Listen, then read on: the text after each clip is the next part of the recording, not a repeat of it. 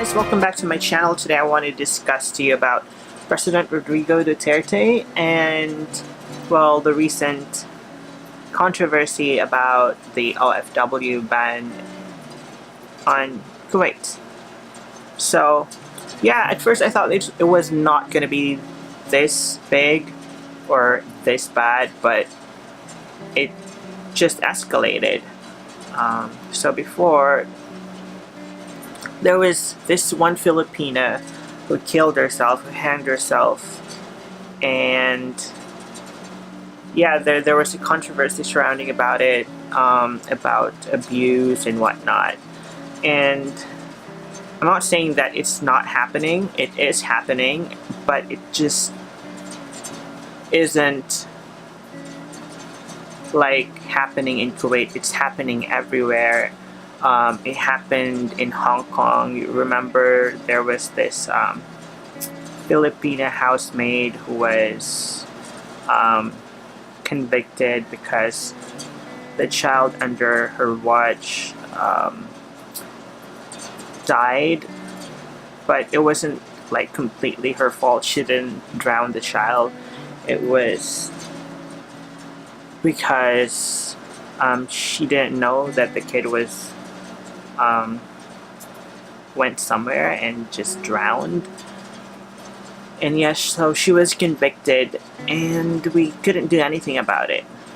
Anyway, those are just the instances that I want to cite, that this thing is not only happening in Kuwait, it's also happening in the UAE, throughout the Middle East, in Hong Kong, in Asia, wherever. And so, I don't know, just don't single Kuwait out, because it's not just Kuwait. And I think it's not fair that the media is like zooming in Kuwait instead of zooming out and finding like a solution.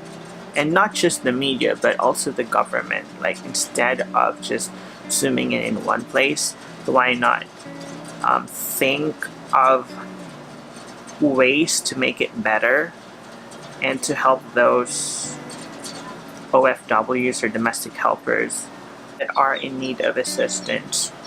So I remember when President Duterte was on a campaign, he mentioned about a hotline, and I think we do have a hotline right now, but I'm not sure how that is being implemented on. So that is one of the ways that is going to help the OFWs that are being mistreated or abused.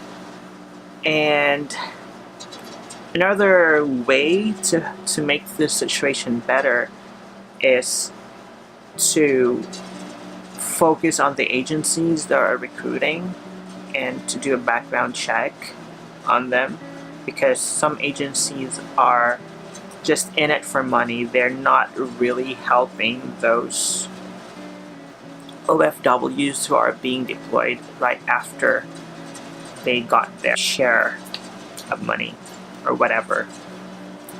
So yes, I've talked to a couple of domestic helpers who ran away, and the reason why they didn't want to go back to their agencies is because they're just going to get implicated and the agency is not going to help them. So they just wait for amnesty instead of seeking for help, because no one's going to help them. And that's how they felt. So yeah, now I think most of them are now in the Philippines, and they don't want to go to the government of the country they're in, because they're just going to face jail time. And some of their sponsors, okay, maybe some of them are like real, and the sponsors really like have a right to file a case, but most of them are just something that the sponsor makes up. And in these kind of countries, it's not your home country. the government is not really on your side. I just hope that things are gonna get better, because right now it's like those OFWs that are doing well and are happy where they are affected, and if things escalate, everyone's gonna be affected negatively.